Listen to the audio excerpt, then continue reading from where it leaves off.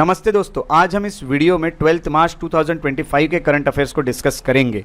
और अगर आपको ये वीडियोस नॉलेजेबल लगते हैं तो वीडियोस को लाइक ज़रूर करें, शेयर करें और वीडियोस के नीचे कमेंट करें और मुझे बताएं आपको वीडियोस कैसे लगते हैं, ताकि मैं और भी ऐसे नॉलेजेबल वीडियोस आपके लिए लाता रहूं।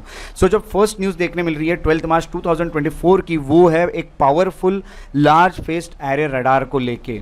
सो म्यांमार का जो बॉर्डर है, म्यांमार हमारा इंडिया आता है, इंडिया के नॉर्थ ईस्ट पे म्यांमार आता है, म्यांमार। सो म्यांमार करके जो हमारा देश है उसके बॉर्डर के पास किसी तो भी देश ने एक powerful large faced array radar लगाया जिसको LPAR कहते हैं। तो वो देश कौन सा है, ये LPAR क्या होता है ये भी मैं आपको बताता हूँ, हम डिटेल में डिस्कशन करेंगे, बट वो क्या है, कौन से देश ने लगाया है, ये पहले जान लेते हैं। आपके ऑप्शन है A China, B India, C Thailand या फिर D बांग्लादेश। तो ये जो पावरफुल रडार है वो इस तरह से दिखता है और जो देश ने इसे लगाया है म्यांमार बॉर्डर पे वो है A चाइना। सो चाइना ने एक powerful large faced array radar लगाया है और ये लगाया गया है यूनान में। यूनान एक प्रोविंस है चाइना का जो कि चाइना म्यांमार बॉर्डर पे आता है। इसके अलावा ये सर्विलियंस करेगा यानी नज़र रखेगा और ये 5000 किलोमीटर्स के रेंज इसकी है, इतना बड़ा रेंज तक कवर करता है। यानी इतने रेंज पे अगर कोई भी मिसाइल या कुछ भी आता है तो ये उसे ईजिली ट्रैक कर लेगा। इंडियन ओशन को भी ये कवर करता है, इंडियन टेरिटरी के अंदर भी जो होगा वो भी इसे पता चल जाएगा। 5000 किलोमीटर तक का ये कवर कर रहा है और ये डिटेक्ट कर सकता है, ट्रैक कर सकता है बैलिस्टिक मिसाइल्स को, जो भी लॉन्च की जाएगी मिसाइल्स उसको ये इजीली ट्रैक कर लेगा। सो जो ट्रेडिशनल रडार्स हैं वो इलेक्ट्रॉनिकली कंट्रोल्ड होते हैं, उसमें एंटीनाज होते हैं इंस्टेंट स्कैनिंग के लिए। सो इसमें ये जो है ना, ये हम कहते हैं जिसको लार्ज फेस्ड एरे रडार, इसमें इलेक्ट्रॉनिकली कंट्रोल्ड एंटीनाज होते हैं। वो एंटीनाज को इलेक्ट्रॉनिकली कंट्रोल किया जाएगा और इंस्टेंटली स्कैन किया जाएगा। तो हमारे जो ट्रेडिशनल रडार होते हैं इसमें ऐसे कोई एंटीना नहीं होते जो इलेक्ट्रॉनिकली कंट्रोल कर सकते हैं, जल्दी स्कैन कर सकते हैं। तो इसमें वो भी फैसिलिटी अवेलेबल है और ये ट्रैक कर सकता है मल्टीपल टारगेट्स। तो अलग अलग टारगेट्स भी यहाँ ट्रैक हो जाते हैं, जैसे बैलिस्टिक मिसाइल हो जाती है, हाई प्रेसिशन के साथ कर सकता है। LPAR जो होता है उसका बहुत बड़ा रोल है एक वार्निंग सिस्टम करके। तो ये अर्ली वार्निंग सिस्टम है और एयर डिफेंस नेटवर्क्स भी इसके बहुत अच्छे हैं। तो जल्दी वार्न कर देगा कि कोई भी अगर टारगेट मिलता है और इसका एयर डिफेंस नेटवर्क जो है वो भी बहुत स्ट्रॉन्ग है। तो ईजिली ये जो एयर में डिफेंस है वो चाइना को प्रोवाइड कर देगा, यानी चाइना पे कोई भी अटैक करेगा तो वो पकड़ा जाएगा, ऐसा ये रडार है। जो नेक्स्ट करंट अफेयर आपको देखने मिल रहा है वो है अबाउट सिप्री रिपोर्ट। अब ये सिप्री रिपोर्ट क्या होती है इस पे भी हम डिटेल में डिस्कशन करेंगे। पहले क्वेश्चन का आंसर सॉल्व करने की कोशिश करते हैं। तो सिप्री रिपोर्ट जो आई है उसके according which country became the largest arms importer in the world during 2020-24।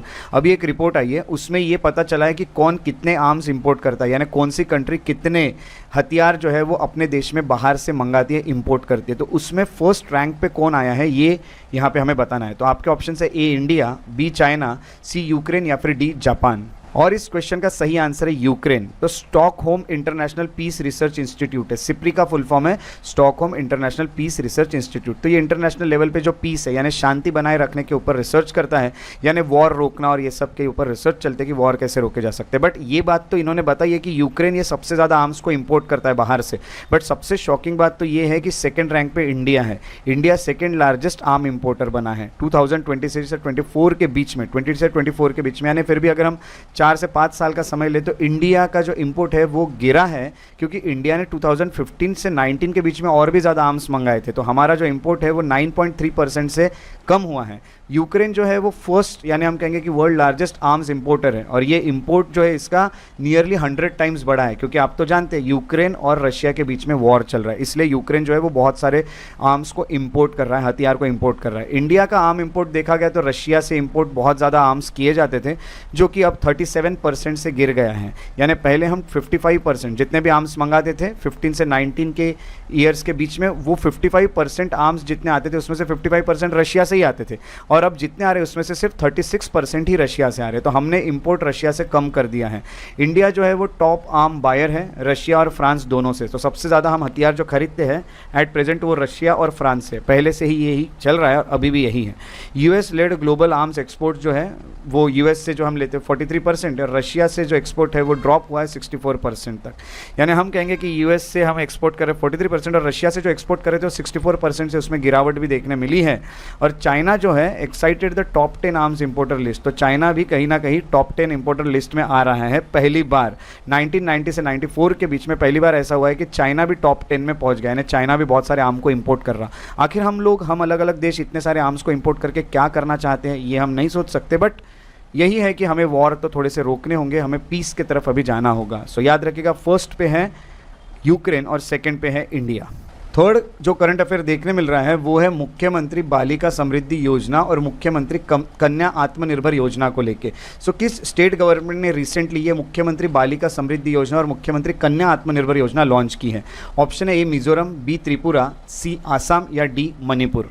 सो इस क्वेश्चन का सही जवाब है बी त्रिपुरा। सो मार्च 9, 2025 को जो union minister for health and family welfare है और जो बीजेपी के प्रेसिडेंट है जिनका नाम है जेपी नड्डा यानी जगत प्रकाश नड्डा, उन्होंने 2 वेलफेयर स्कीम लॉन्च की है लड़कियों के लिए त्रिपुरा में, मुख्यमंत्री बालिका समृद्धि योजना और दूसरी स्कीम का नाम है मुख्यमंत्री कन्या आत्मनिर्भर योजना। सो अंडर बालिका समृद्धि योजना जो बिलो पॉवर्टी लाइन वाली जो फैमिलीज होती है बीपीएल फैमिलीज, उनको 50,000 जो है वो मिलेंगे फॉर न्यूबॉर्न गर्ल्स। तो जो भी लड़के वो जन्म होगा उनको 50,000 उन फैमिली को दिए जाएंगे और expected to grow 10 lakh by the time they turn 18। और जब वो 18 साल के हो जाएंगे तो ये उनके अकाउंट में रहेंगी, तो वो 18 के होने तक ये 50,000 जो है वो 10 लाख तक बढ़ जाएंगे। सो उसमें जो भी इंटरेस्ट मिलेगा उससे वो 10 लाख तक पहुंच जाएंगे, तो बहुत अच्छा एक स्कीम है।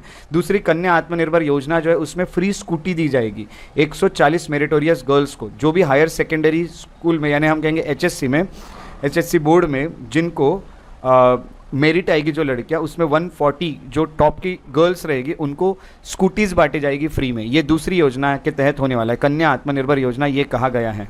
सो ये 2 स्कीम्स जो है ये न्यूज़ में और आपको इसको अच्छे से याद रखना है। और ये जो अनाउंसमेंट किया है ये जेपी नड्डा ने किया है अभी रिसेंटली। नेक्स्ट आपका करंट अफेयर है एक सारस क्रेन को लेके जिसको ग्रुस एंटीगोन भी कहा जाता है। ये जो सारस क्रेन है वो रिसेंटली किस स्टेट में देखी गई है? इसकी साइटिंग बहुत रेयर होती है, बहुत कम दिखती है और अभी ये किसी स्टेट में दिखी है, तो वो कौन सा स्टेट है? आपके ऑप्शन है ए नागालैंड, बी आसाम, सी मिजोरम या डी सिक्किम। और ये यहाँ पे आप इमेज जो देख रही है सारस क्रेन की है। तो ये जो सारस क्रेन है ये आपको आसाम में देखने मिलती है। तो रेयर साइटिंग जो है सारस क्रेन की ये साइखोवा करके जो एरिया है तिनसुकिया करके जो डिस्ट्रिक्ट रहेगा आसाम में वहाँ देखने मिली है। तो ये ड्राइंग बर्ड लवर्स जो है उनके लिए या फिर जो वाइल्ड लाइफ एंथुसियास्ट है यानी हम कहेंगे जिनको वाइल्ड लाइफ बहुत पसंद है या बर्ड लवर जो है उनके लिए बहुत खुशी की बात है। सारस क्रेन जो होती है जिसको ग्रुस एंटीगोन कहा जाता है, याद रखिएगा टॉलेस्ट फ्लाइंग बर्ड है पूरे दुनिया की सबसे ऊंची उड़ने वाली एक बर्ड और ये साउथ ईस्ट एशिया में, नॉर्थ इंडिया में और नॉर्दर्न ऑस्ट्रेलिया में पाई जाती है।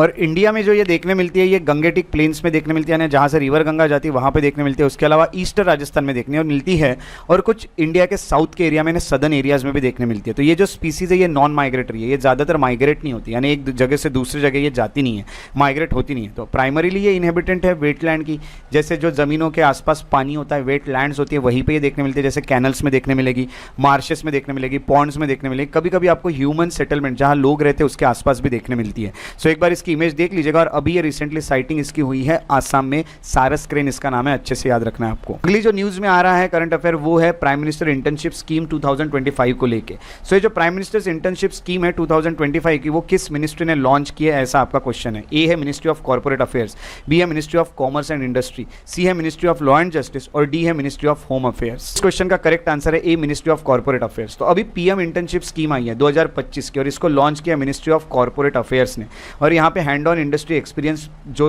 लोग हैं उनको दिया जाएगा यानी इंडस्ट्री में काम करने का मौका मिलने वाला है और ये 12 मंथ्स की अप्रेंटिसशिप प्रोग्राम होगा और यहाँ पे 1,25,000 वैकेंसी निकलने वाली अलग अलग सेक्टर्स में यानी जो भी स्टूडेंट्स, अब इसकी एलिजिबिलिटी भी आपको बताता हूँ बट याद रखिएगा कि यहाँ पे एक तरह से ट्रेनिंग जो होती है ना वैसे अप्रेंटिसशिप प्रोग्राम है, एक्सपीरियंस के लिए आपको जॉब्स करने का मौका मिलने वाला है। 1,25,000 वैकेंसीज आई है। तो ये एक नया एक स्कीम है पीएम इंटर्नशिप स्कीम। तो इंटर्नशिप आपको सर्टिफिकेट मिल जाएगा, एक्सपीरियंस के सर्टिफिकेट भी मिल जाएंगे।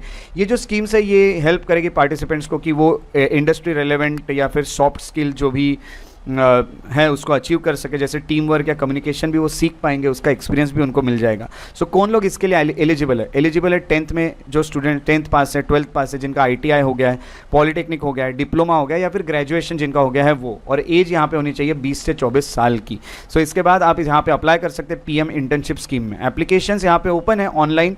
12 अक्टूबर 2024 से ये शुरू हुए थे और मार्च 12 तक ये चले हैं, इसलिए ये न्यूज़ में रहा है क्योंकि 12 मार्च ये आखिरी डेट थी। तो सिलेक्टेड इंटर्न जो होते हैं उनको 5,000 मंथली स्टाइपेंड मिलेगा और वन टाइम बेनिफिट भी मिलेगा, दैट इज 6,000 रुपीज़ एक साथ मिलेंगे और हर महीने आपको 5,000 रुपये मंथली स्टाइपेंड मिलते रहेगा इस स्कीम के अंडर। सो ये स्कीम के अंडर आपने अप्लाई करना था, वो डेट तो अभी ठीक है चले गई है बट ये न्यूज़ जो है ये करंट अफेयर जो है ये एग्जाम में आ सकता है, इसलिए मैंने आपके साथ यहाँ पे ये डिस्कस किया है।